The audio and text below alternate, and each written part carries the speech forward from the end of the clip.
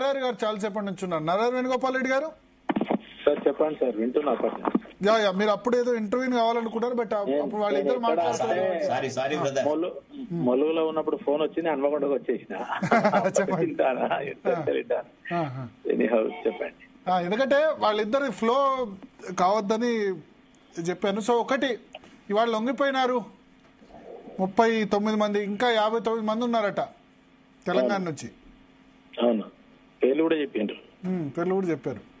ఉన్నారా మీ కాంటెంపరీస్ ఎవరైనా ఉన్నారా? మీరు అప్పుడు బీజేపీ జిల్లా అధ్యక్షుడిగా నేనున్నప్పుడు, నేను చదువుకుంటప్పుడు ఉన్న వాళ్ళు కనుకలగిద్దే సమ్మిరెడ్డి వాళ్ళంతా కూడా లొంగిపోయినారు. ఇప్పుడు ఉన్నారు, వాళ్ళు అడ్వకేట్ గా ప్రాక్టీస్ చేసుకుంటున్నారు. నేను జిల్లా ప్రెసిడెంట్ గోపన్న వాళ్ళంతా లొంగిపోయారు. చాలా మంది లొంగిపోయారు అప్పటి నుంచి. చాలా మంది వరంగల్ జిల్లా వాళ్ళు లొంగిపోయారు. చాలా మంది కొందరు చనిపోయారు, కొందరు ఇప్పుడు ఏదో వ్యాపారాలు అవి చేసుకొని ఏదో చిన్న చిన్న పనులు చేసుకొని వాళ్ళు బతుకుతున్నారు.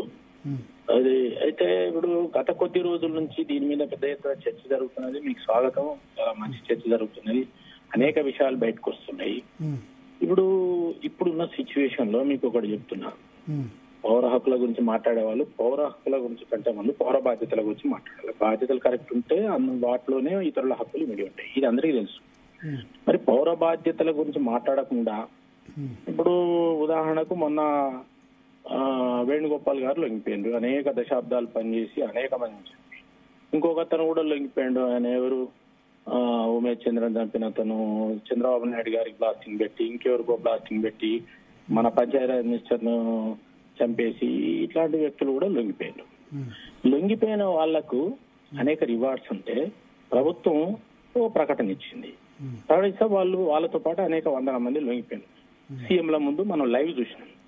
వాళ్ళకి ఇవ్వాలా, వాళ్ళ రివార్డ్స్ వాళ్ళకి ఇచ్చి ప్రభుత్వం వాళ్ళు మళ్ళీ వీళ్ళు చంపుతారని వాళ్ళకి సెక్యూరిటీ ఇచ్చింది. ఏ పోలీసుని అయితే వాళ్ళు చంపినో ఉద్యమం అదే వాళ్లకు మళ్ళీ అదే పోలీసులు సెక్యూరిటీ ఇచ్చి ఇప్పుడు కాపాడుతున్నాయి.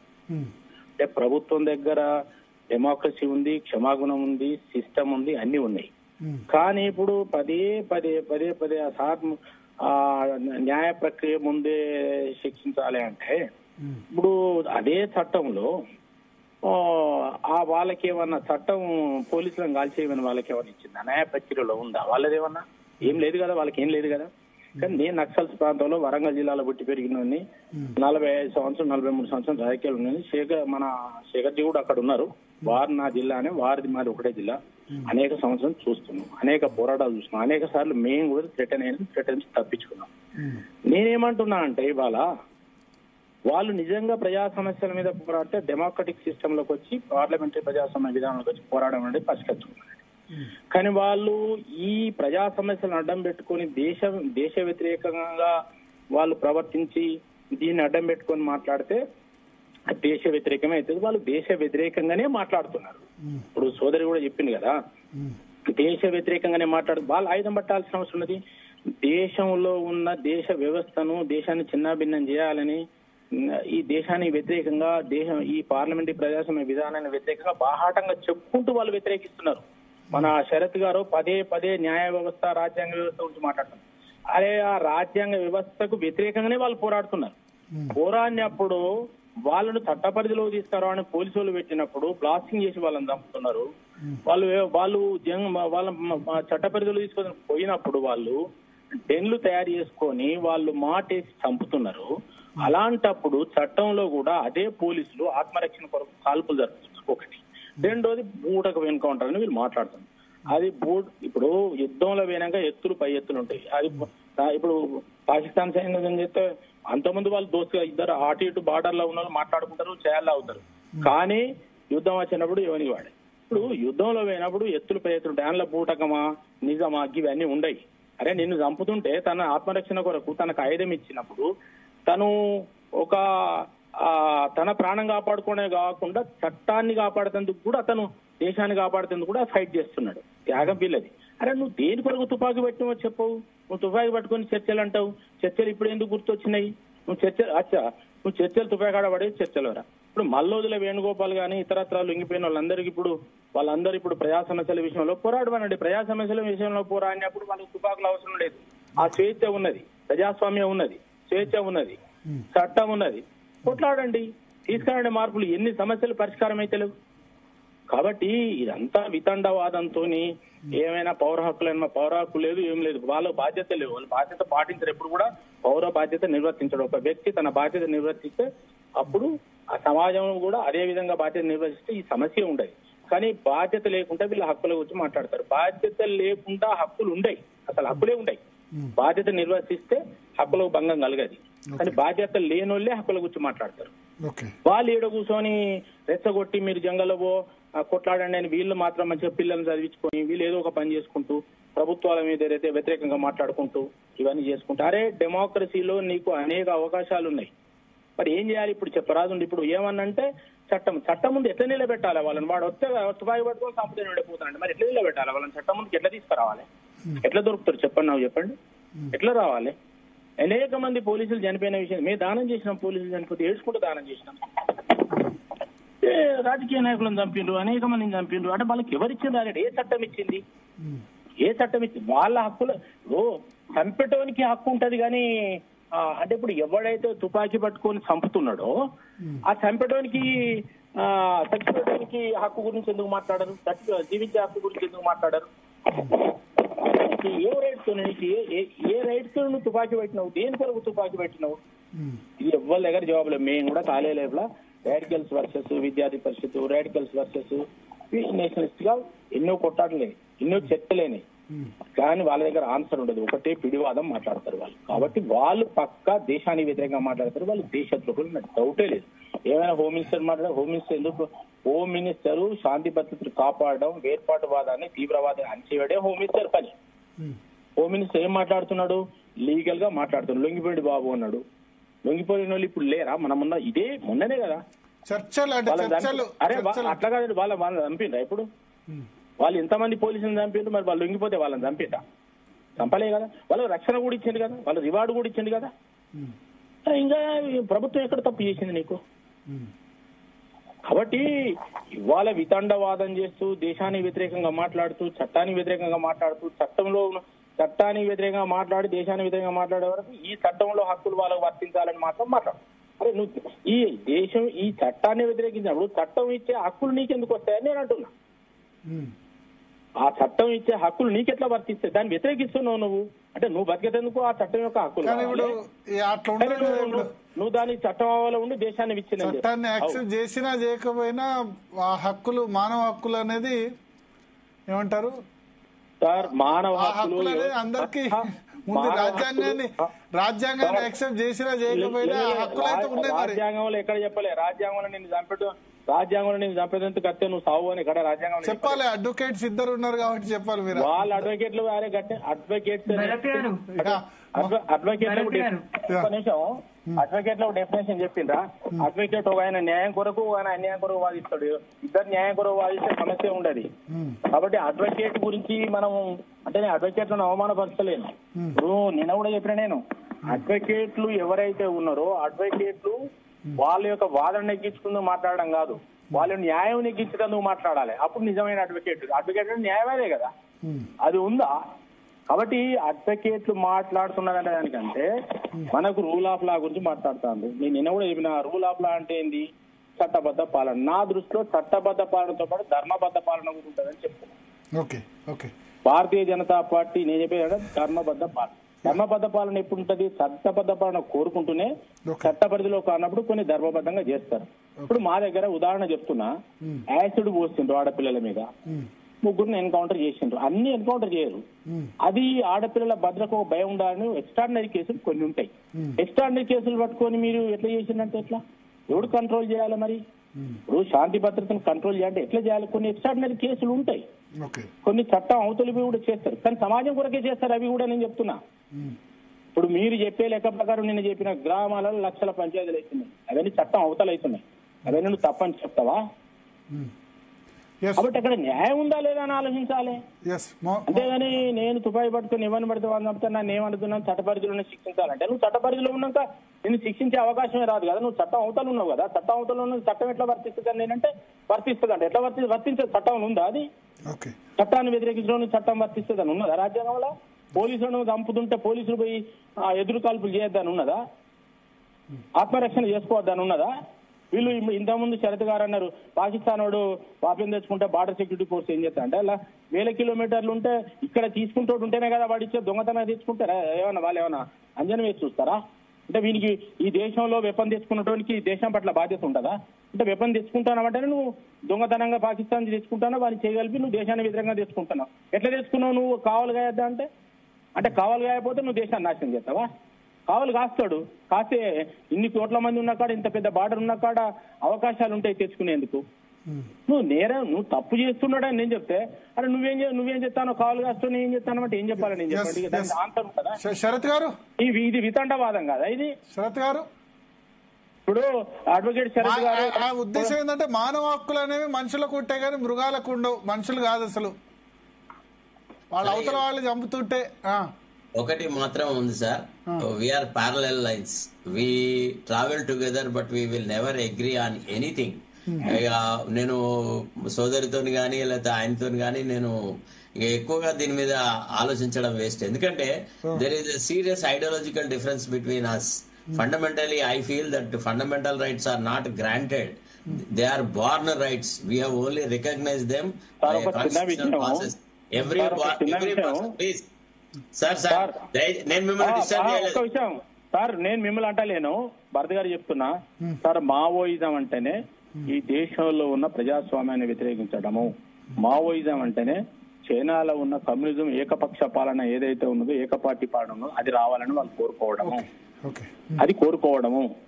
కాబట్టి ఈ దేశం యొక్క రాజ్యాంగాన్ని వ్యతిరేకించడం, రాజ్యాంగం ద్వారా వచ్చిన చట్టాలను వ్యతిరేకించడం, ప్రభుత్వాలను వ్యతిరేకించడం, చట్టబద్ధ పాలనను వ్యతిరేకించడం, ఏకపక్ష పాలన రావాలి, నియంతృత్వ పాలన రావాలి, చైనా లాంటి మావో కళలుగా పాలన రావాలని వాళ్ళు కోరుకుంటున్నారు. అది దేశద్రోహం. దాన్ని వీళ్ళు సమర్థిస్తున్నారు. శరత్ గారు సార్, ఇప్పుడు Thomas Jefferson, one of the founders of the American constitution, he said one thing, every person is born with inalienable rights అని. అట్లనే మనిషి పుట్టుకతోనే కొన్ని హక్కులు వస్తాయి సార్. ఈ హక్కులను మీరో మేమో దయతో హక్కులు రావు, బాధ్యతలు వస్తాయి. మీరు హక్కులు అంటా, నేను బాధ్యతలు అంటున్నా. బాధ్యత లేకుండా హక్కులు ఉంటాయి. బాధ్యత ఉంటే ఆటోమేటిక్ గా హక్కులు మాట్లాడతారు. ఇక బాధ్యత గురించి మీరు చెప్పకండి దయచేసి, ఎందుకంటే మనం ఏదైనా వేరే అట్లా కాదండి. బాధ్యతగా ఉన్నప్పుడు హక్కులకు స్థానం ఎక్కడ ఉన్నదండి? బాధ్యత విస్మరించినప్పుడు హక్కుల గురించి వస్తుంది. అది ఆ బాధ్యత అందరికి ఉంటుందంటాను నేను. మీ ఆలోచన పౌరుని యొక్క పౌర బాధ్యతలు లేకుండా పౌర హక్కులు ఉండయి. Sorry, I don't agree with you, sir. నాకు కూడా సోషల్ సైన్స్ తెలుసు. పౌర బాధ్యతలు లేకుండా హక్కుల గురించి మాట్లాడితే హక్కులు ఎక్కడి నుంచి వస్తాయి? నీకు పౌర బాధ్యత లేనప్పుడు నీకు హక్కు ఎక్కడి? జీవించే హక్కు ఎక్కడిది? అంటే నేను ఎవరిని పడిన వాళ్ళు చంపుతున్నాను నేను అంటే how can you decide that we don't have any responsibility? నేను ప్రతి ఒక్కరు సార్ 140 కోట్ల మందికి పౌర బాధ్యత ఉంటదని నేను చెప్తున్నా. 140 కోట్ల మందికి పౌర బాధ్యత ఉంటది. ప్రపంచంలో ఉన్న 900 కోట్ల మందికి పౌర బాధ్యత ఉంటది. పౌర బాధ్యత లేనోడు హక్కు గురించి మాట్లాడే హక్కు లేదు. హక్కు నీకు ఎక్కడి నుంచి వస్తుంది? బాధ్యతల నుంచే హక్కులు వస్తాయి. నేను సోషల్ సైన్స్ చదివినా, నేను సైన్స్ చదివినా. సార్, నేను ఒక విషయం చెప్తాను. ఏది పడితే మాట్లాడాలి. మీరు ఒక The core value which I have been practicing and which I believe is that no man's life must be taken without subjecting them to due process of law.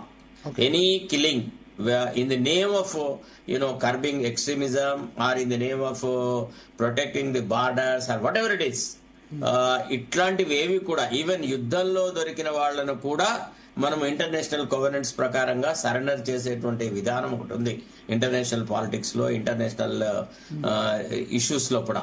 ఇవాళ ఉక్రెయిన్ లో కొన్ని ప్రాంతాలను మళ్ళీ సోవియట్ రష్యా వాళ్ళు occupy చేసుకుని వాపస్ ఇవ్వాలా అని Ukraine is demanding and USA is negotiating. అంటే నేను అనేది ఏమంటే, నేను దేని లింక్ పెట్టట్లేదు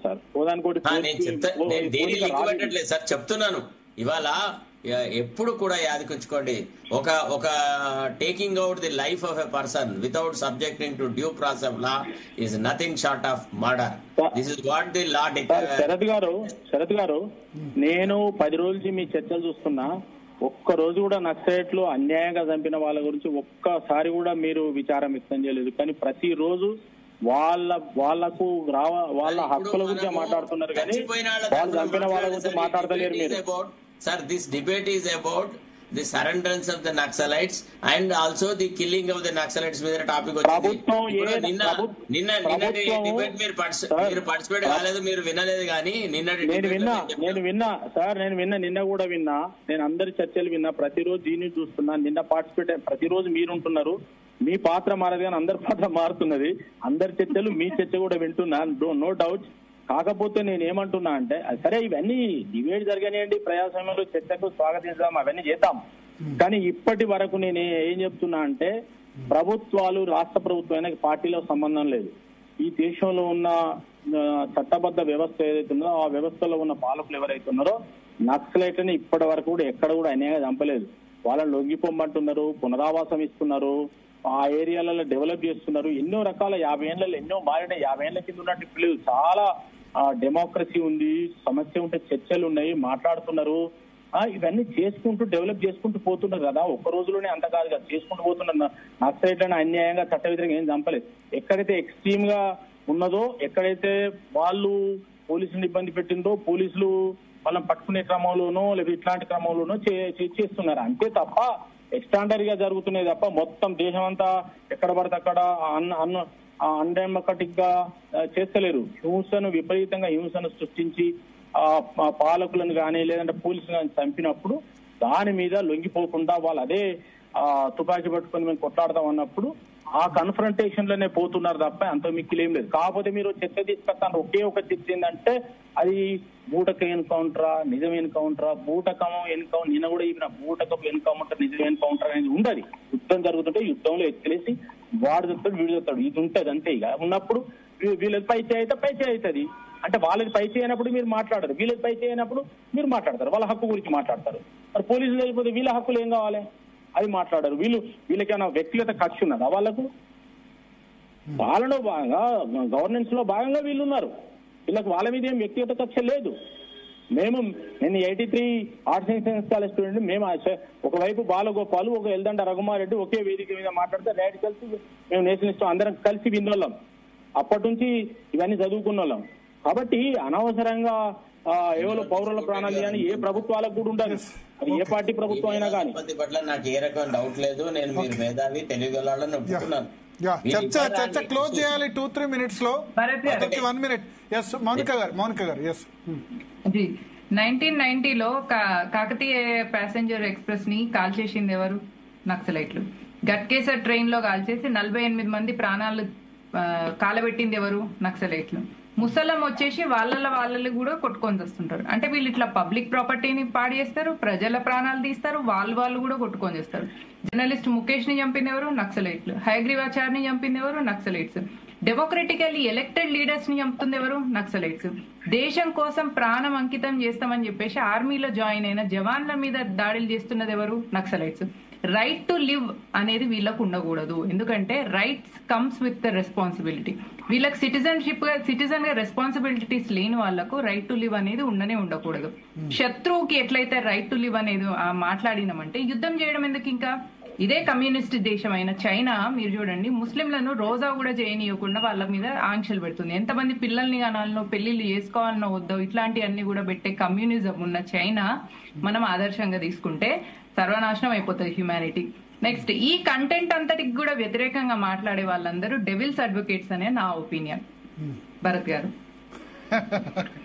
ఓకే, శరత్ గారు ఫైనల్ రిమార్క్స్. ఒక్కటండి, ఇప్పుడు ఒక్క శరత్ గారిని పెట్టి మమ్మల్ని అందరిని పెడతారు, ఇంకో ఇంటర్ పెట్టను శరత్ గారు అంటారు. లేదు, అంతకుముందు జూలకంటి రంగారెడ్డి గారు కూడా ఉండే.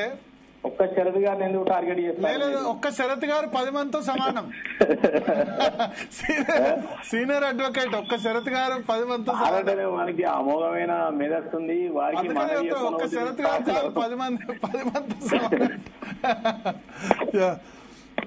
సార్ ఒకటి, of course I disagree with them on certain aspects అనుకోండి.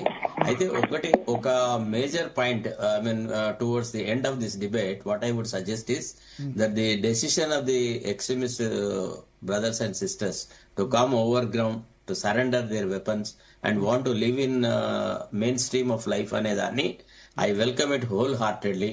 Okay. But at the same time, at the core of my personality law, I never agreed with injustice. It is for this reason I am known for my fight in the courts as well as outside also. నేను అక్కడ కేసీఆర్ దగ్గర పనిచేసినా గానీ 7.5 సంవత్సరాలు పనిచేసినా కొన్ని అంశాల మీద డిసగ్రీ అయ్యి తీసి రాజీనామా చేసి మూతి మీద విసిరి వచ్చిన వ్యక్తి నేను. అంటే positions and all these things will not come just like that. మరి నేను అనేది ఏమంటే హ్యూమన్ వాల్యూస్ ని ప్రొటెక్ట్ చేసే కంట్రీ లాగా భారతదేశము it is one of the biggest democracies in the world today. India has got its own reputation. We should not allow it to be spoiled. We should not be identified as a banana republic. ఈ దేశంలో right to life అనేది it is a meaningful right అనేటువంటి ఒక భావన దేశ ప్రజలందరిలో ఏర్పడాలా. అంతేగాని right is available only to the effluent sections, only to the rich people అనే angle ని నేను యాక్సెప్ట్ చేయను. Definitely my sympathies will be always with the people who are victims of violence. Okay. Thank you, Shankar Maunik garu, Sharath garu, Narhar Venugopal Reddy garu, Perala Shekhar garu, Julakanti Rangareddy garu. So చర్చలో చాలా మంది join అయ్యారు. ఇవాళ కూడా తెలంగాణలో 37 మంది లొంగిపోయారు, 59 మంది ఇంకా తెలంగాణ నుంచి ఉన్నారు, ఆంధ్రప్రదేశ్ నుంచి కూడా ఉన్న లెక్కలు తెలియాల్సి ఉంది. ఒకటే విజ్ఞప్తి, సరే ఇంతకాలం అండర్ గ్రౌండ్ లో ఉండి మీరు ఏదైతే సిద్ధాంతం సాధించాలనుకున్నారో అదైతే సాధ్యం కాలేదు. తుపాకీ కొట్టడం ద్వారా రాజ్యాధికారం రాదని ప్రూవ్ అయింది. వస్తుందని ఇంకా కూడా ఎవరైనా అనుకుంటే అది భ్రమ. కాబట్టి మీ సిద్ధాంతం, మీరు నమ్మిన సిద్ధాంతం ఎవరికైనా ఏ సిద్ధాంతమైనా ఉండొచ్చు. అది కమ్యూనిస్ట్ సిద్ధాంతమైనా, లేకపోతే మావోయిస్ట్ సిద్ధాంతమైనా, లేకపోతే ఆర్ఎస్ఎస్ సిద్ధాంతమైనా, ఎవరికైనా ఉండే హక్కు ఉంది. మీ సిద్ధాంతంలో ప్రజల్లోకి రండి, ఆ సిద్ధాంతం గురించి ప్రజల్లో ఫైట్ చేయండి. ప్రజలకు నచ్చితే కనుక మీరు కూడా దాన్ని భాగస్వాములు కండి. అదొకటే కోరుకునేది.